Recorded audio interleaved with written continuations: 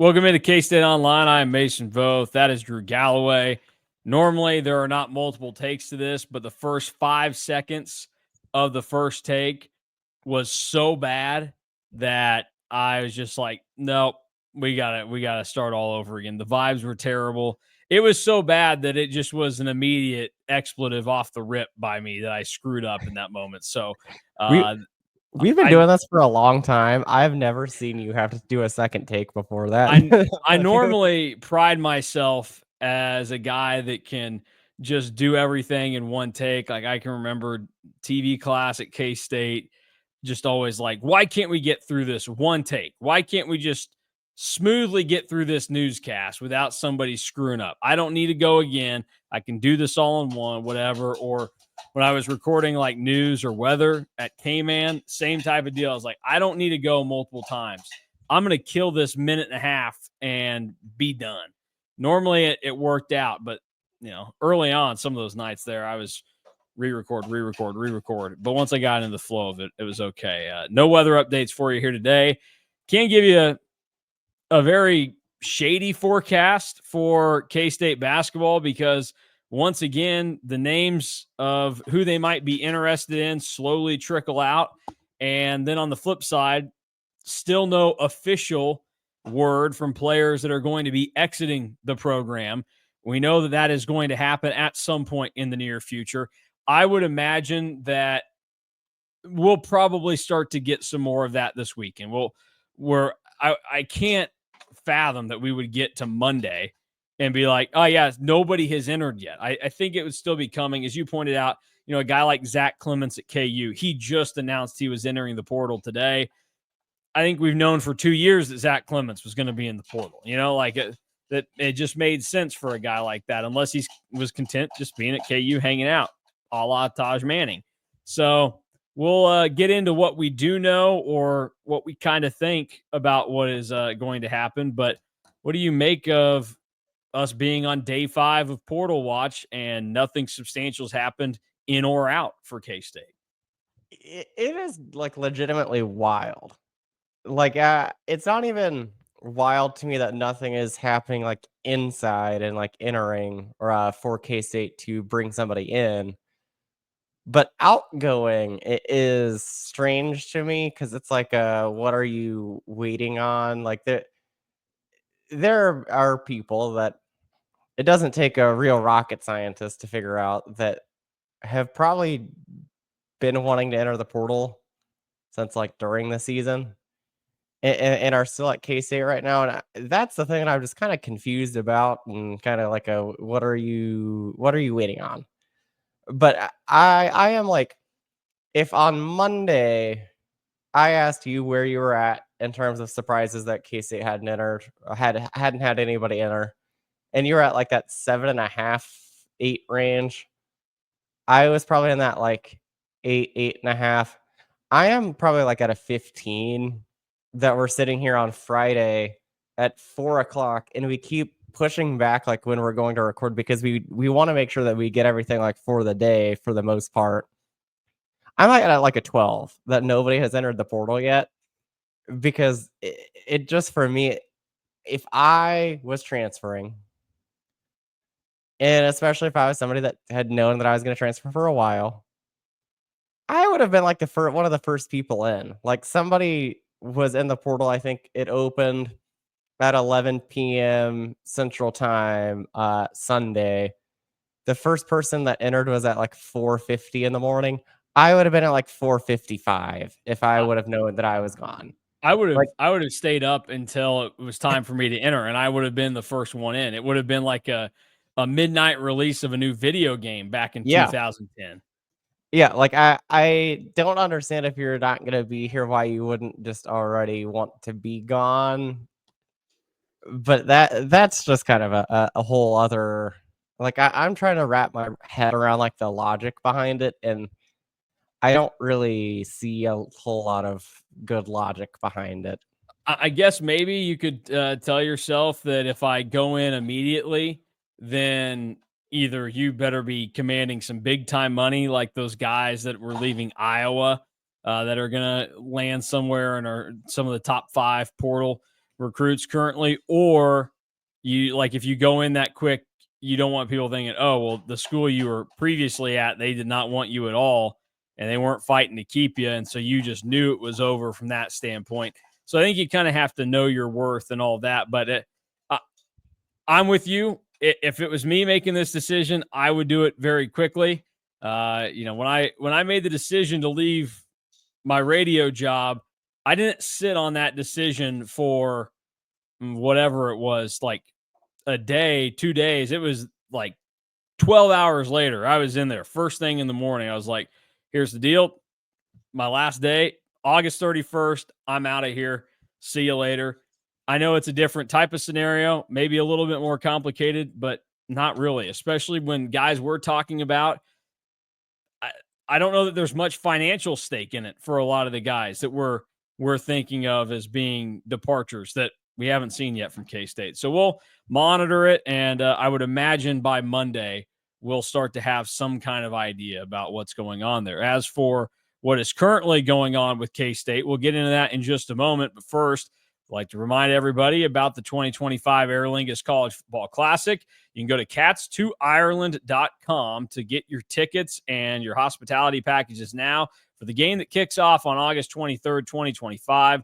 It doesn't only just kick off on that date, but it also kicks off the college football season as a whole. First game of the year, week 0 over in Dublin. As Drew told us, Aviva Stadium is the official home pitch for the Irish national soccer team. So I guess get your little dose of Irish soccer while you're in there, and you can feel like, oh, this is where this team hasn't qualified for the World Cup in a couple decades. Get all that in there. Drew told us they're not that bad, though. So maybe they'll, I don't know. No way to connect that to what's going to happen with K-State and Iowa State. But if you want to connect yourself in a seat there, cats2ireland.com is the best way to do it here stateside as we sit on March 28th. And I'm looking forward to that opportunity to see everybody over there.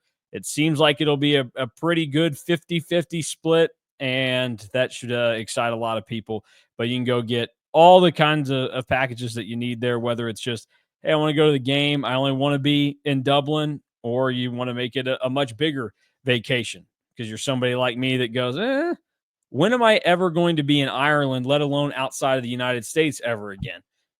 Answer for me, probably never, unless Brett Yormark finally figures out Big 12 Mexico. And even at that point, I might say, you know what, Brett, I'm good.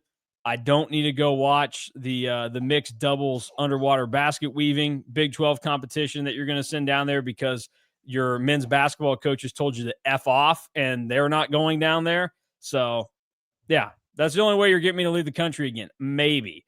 But K-State football is a good cause, and everybody else can go do that too if you go to cats2ireland.com. So, Irish fun fact today, Drew. We're sticking with the sports theme because we're kind of running out of juice a little bit on some of these ideas. Not a large country, huh? It is definitely not a large country. Rugby is probably Ireland's best organized sport that is like an Olympic sport. They're currently ranked number 3 in the world. They also play at Aviva Stadium, by the way. So it's a very multi-use yeah. Or the Irish rugby team was ranked number 1 last year, so they've kind of dipped a little bit. I also have no idea how rugby scoring works, so you can put that in the comments if you want. But this is also just a crazy fun fact that I saw while I was looking up. Oh, they're probably really good at rugby. They are. Their biggest win was ironically against the U.S. in 2000, playing in Manchester, New Hampshire, of all places. Ireland won that match 83-3. I don't know anything about rugby, but that seems bad. Yeah, it doesn't seem great for the team that only put up 3. I'm doing some research now as we talk about multi-use stadiums, and I was like, would you ever play baseball on Aviva Stadium? 45 players from Ireland have played Major League Baseball, and if the gospel that is Wikipedia is to be taken seriously, all 45 players from Ireland to ever play Major League Baseball, all were born before 1922. So there you have it. Yeah. Kind of like their NFL prowess. A lot Yeah, of those were before 1930, I think. yeah. So, which probably, I guess, makes some sense. You'd think these were probably people that like moved to the U.S. at a younger age, and so it's not like they were just baseball and football factories up in Dublin and other parts of Ireland to get guys to come over, but fascinating nonetheless. All right, let's move on and get into the real show here, the real meat and potatoes, if you will, because we did get one substantial name yesterday that has surfaced for K-State in their search for making life easier next season. And that would be Markel Sutton, who was the 2025 Summit League Player of the Year at Omaha, averaged nearly 19 points a game, 8 boards. Struggled, shooting the three to some extent, but like that's not really his game. So it's in the same vein of David Gasson, where occasionally one might get popped and it might go in, that kind of rate. Although Sutton will take a few more on a consistent basis than Gasson. You think at Omaha, though, you probably have to live with your best player taking some shots that you go, please do not.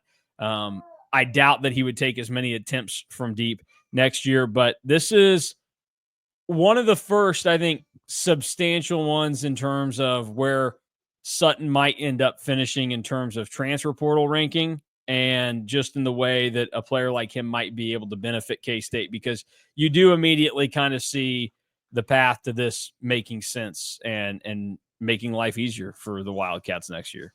Yeah, I think that this is probably the first real difference maker that K-State's been associated with. The hard part of Markel Sutton is, where does he play? He's not quite to the extent of Dickerson from Robert Morris, but he is probably a 4, but he's 6'8" and can't really shoot very well.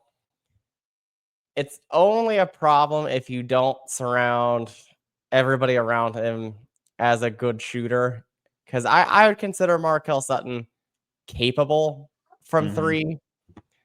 Uh, and like I posted on the board, and if you do the math, it is only like 1 or 2 more shots. But even if he was at like 30%, you're probably feeling a little bit better about him being able to stretch the floor a little bit. But he's probably not a 5 at this level. Although, if you look at his measurements, he's not all that different from David Gasson. So it could probably be done, but he's probably more of a 4. But he is a 4 that can't really shoot, but gets downhill. He is David Gasson with more offensive skill, I think, would be the best way to describe him, because he can put the ball on the floor. He's quick. His shot actually looks pretty good for being a 27% kind of guy. And it's where, if you take him and you want him and you bring him in, you probably want him to be more efficient in the ones that he does shoot instead of shooting 3 a game. You probably want him to be like 1 of 2, or like an 0 of 2, and then 1 of 2, and 0 of 2, and then a game that is like 3 for 3, and not really get towards that. Like, I think he's averaging like 3.1 threes a game. You probably want it to be more towards 2 a game, with the occasional 3 if he makes a couple before. Yeah, I think this is one that probably makes some sense for K-State. I look at it and would say that a player like this, to do what he did, you can probably find a role. I think if you question size, I think he'll probably be a little scrappier and do some good things for you. And at the end of the day, like, again, this is not a guy that should be number one when we're ranking the best K-State transfers that come about. So like, oh, I would ideally like to say that he's the second, or more so the third best transfer that K-State could bring in. Just, we're talking about being realistic. And you talked about how, since he's undersized, what you would need to surround him with in the fit. That's where I think most people would be able to, depending on their school situation, say, okay, well, I think that can be done. That's where, if we're talking about K-State right now, we have to be honest with ourselves and say that's a concerning thing, because This team brought in a guy last year in Coleman Hawkins that they really weren't sure. Like, they had an idea of where they wanted to put him and what might have made K-State better. Coleman Hawkins kind of had an idea of what would have fit. Like, how do you use his game? Same type of deal happened with Arthur Kaluma, where they would have liked to have played him in one spot. Kaluma would have liked to have been in another. And again, you've got what style is actually best for him. And neither of those teams reached a better peak in their season. And so if you go into year 3 of it, I've got evidence that says it doesn't work. Year 1, we talk about it so much, that team had defined roles, but not only did they have like defined emotional roles and scoring roles, but they just like positionally, they could fit in to pretty much a traditional situation where you could look at them and say, okay, we can play here. And you could have moments where you'd say, we can go smaller, we can go bigger. And number one, it didn't really impact many of them, but there weren't many of those guys that you go, I don't know that he's playing where he should be. Now they're kind of getting into this avenue of some of these guys have talent, but like we talked about with Dickerson and like we're talking about here with Sutton, they're going to have to do a little bit more to go above and beyond making this thing really work for them. And the last 2 seasons have told us that they're just not going to be able to do that right now. So this might be one where Markel Sutton's a good player for somebody else, but I'd be interested to see how K-State would end up spinning this. And if they got him, I don't think that that's a bad thing at all. I think it'd be a very good start, but we're going to have to see what else comes after. This is not you land the first big guy that you see, big in terms of what they would mean to your team, not physically.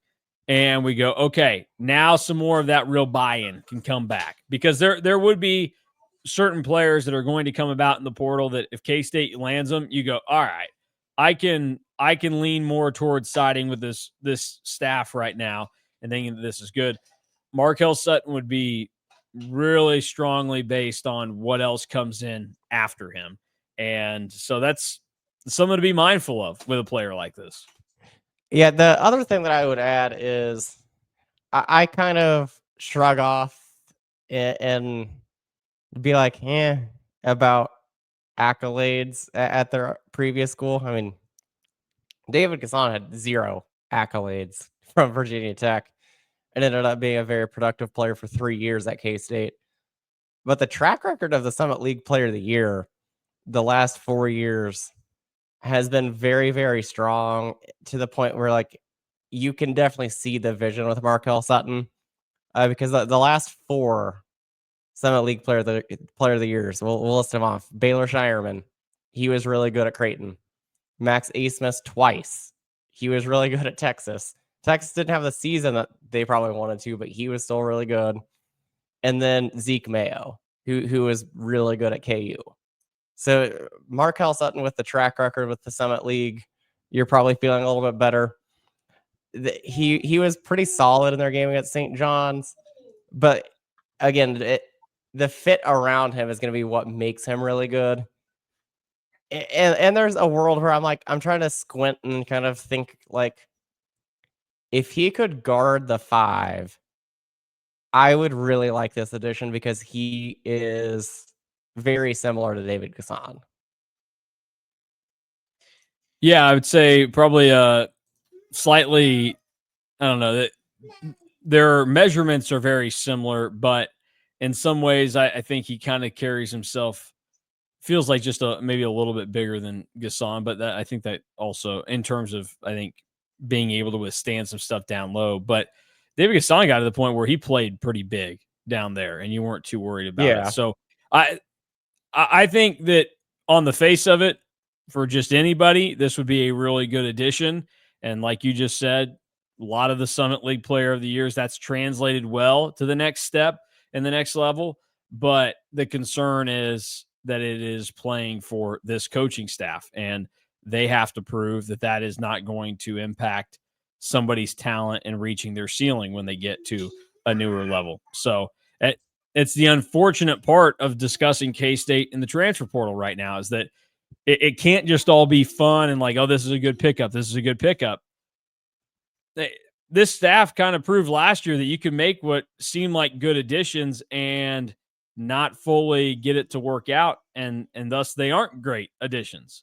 Um, so we'll see how it looks with Markel Sutton, but it's definitely one to keep an eye on with the situation. And there are going to be a lot of other big time suitors that come his way. Another name that surfaced going down still into the mid major ranks, a son, a freshman from North Florida, Josh Harris, averaged over 13 points a game last year.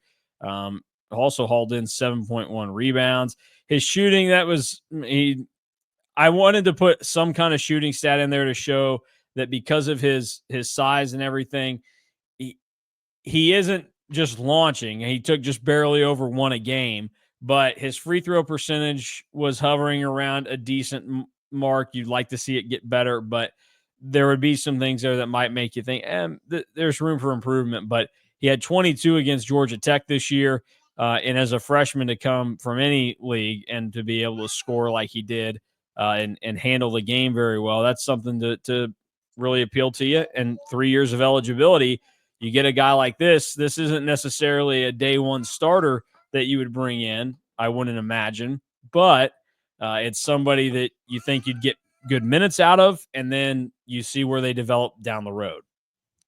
Yeah, this is one too that I'm not necessarily sure if he is a difference maker yet, but as somebody that is exciting because he has 3 years of eligibility, can probably provide some pretty good depth. And again, he's kind of in that like, is he a 4 or is he a 5 kind of range? So he could probably provides at least a little bit of depth in the front court. He ended up going for 31 points and 9 rebounds, and probably his best game against Queens. And then I had a game with 14 rebounds against Warner, D2 school. So he has had some games where like he has gone crazy. Like, and even 14 rebounds against a D2 school, like that's still really, really good for a freshman. And then I am intrigued about what he can be. And another thing that kind of excites me about what this could provide is the North Florida coach is part of the Scott Drew coaching tree. So Jerome Tang probably knows quite a bit about Josh Harris, like what he can be and if he's a high major player or not. So that'd be something that if K-State pursues further and lands him, that's something that you're hoping that you can really bank in, that you think that he's going to be pretty good, because that's another Scott Drew coaching tree guy. Yeah, nope, makes sense. Another name that's been thrown out there as we talk transfer portal with K State. And again, this is all about kind of managing expectations and everything. Was Morgan State transfer Amari Simpkins. Jeff Borzello from ESPN reported that he had heard from K State, San Diego State, Dayton, and UNC Wilmington, and more. First indication would be that's not great company to be in. San Diego State, sure. The other two, it's like, you're duking it out with the CAA auto bid team, and then Dayton, who, questions about Anthony Grant and what might go on there. And then you go and look at some of the numbers with a guy like that, and you just think, boy, what is there to see here that that K-State would want? And I would say, from my perspective, probably not a lot. It's a 6'4", 1-year player that you would get in. And yeah, he averaged 12 points a game, about 5 boards, not many assists. And, for his career, he's not a great shooter. He doesn't take many threes over the course of a game. But in addition to that, like you can see 29% from there, his free throw shooting is atrocious. And this team does not need any more crappy free throw shooters. He shot under 57% at the line this season.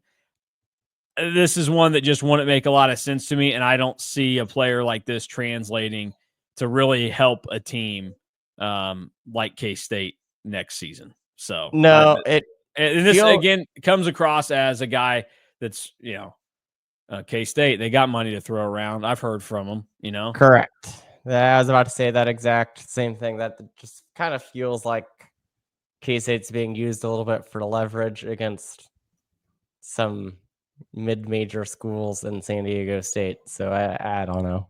Yeah.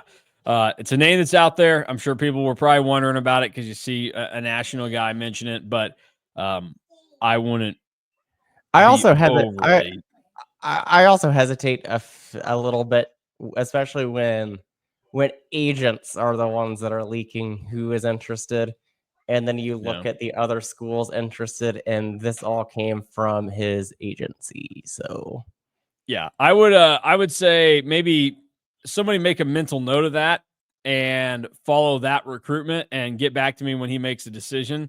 And let's just evaluate what school he ends up at because I would almost think that it's not even something like San Diego State. In my head, I go, why would San Diego State want a player like that? it does feel a little bit like it's probably like UNC Wilmington. Of Yeah. the 4 teams, that would Well, hey, probably be the one that I they would they got an anticipate they got being. an open spot. Harlan Obioha, he's out of there. So see you later. Sorry to Uh, my athletic director buddy from UNC Dub that I bonded with at the NCAA tournament. that like that yeah, I just feel like that has to be like one of the mid-major schools is kind of getting used by having San Diego State and K-State in that same tweet. Yeah. All right. Well, let's see here because we've got not a ton else going on in the transfer portal. If you had to guess the date that K-State lands their first portal commitment, where do you think we would sit right now? Because the way it trends, I don't think it's coming next week unless something came together really fast. No, now I got to look at a calendar Okay, because well, I can tell you a week from today would be well, I was going to tell you it would be April 4th. So I will say, looking at a calendar now, to make it easier for April. you, the following Monday would be April 7th. So this Monday's the I'll 31st. Next Monday the 7th. I'll say April 14th.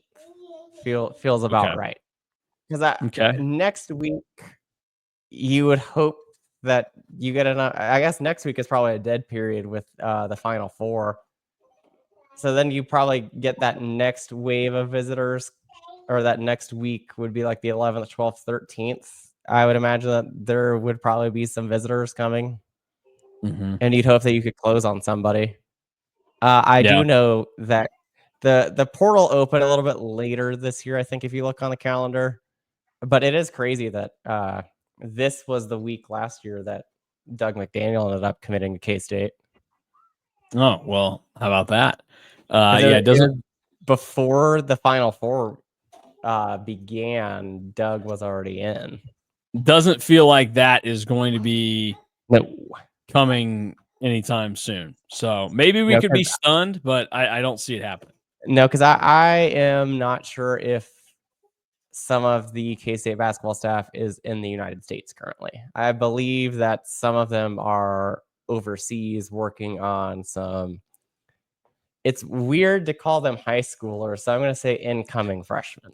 Some yes, some non college yet players. Yes. Yeah, they're because some of them come over and they're nowhere near 18. So, yeah, that's something that's we've had on KSO for a while is that there's been some interest in looking at the international route for K-State, and we'll see what ends up happening there. It's worth a move for K-State to try and find something Oh yeah. with that avenue, but It worked out for BYU, and specifically, that's going to work out for Yegor Dimon because I think that he's probably going to go pro after how he played the NCAA tournament, because I think that he might have kind of tricked NBA scouts into thinking that he's a really, really good player when I think he's just pretty good.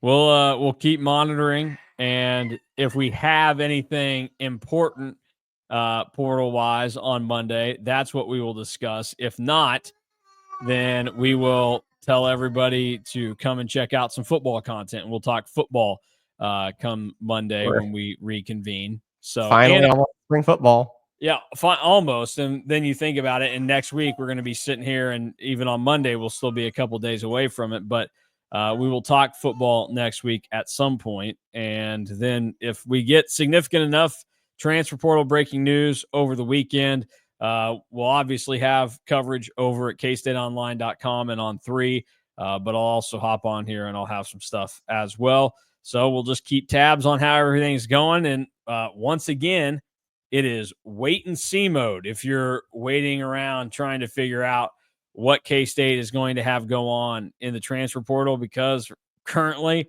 just not a lot happening there, which I don't know.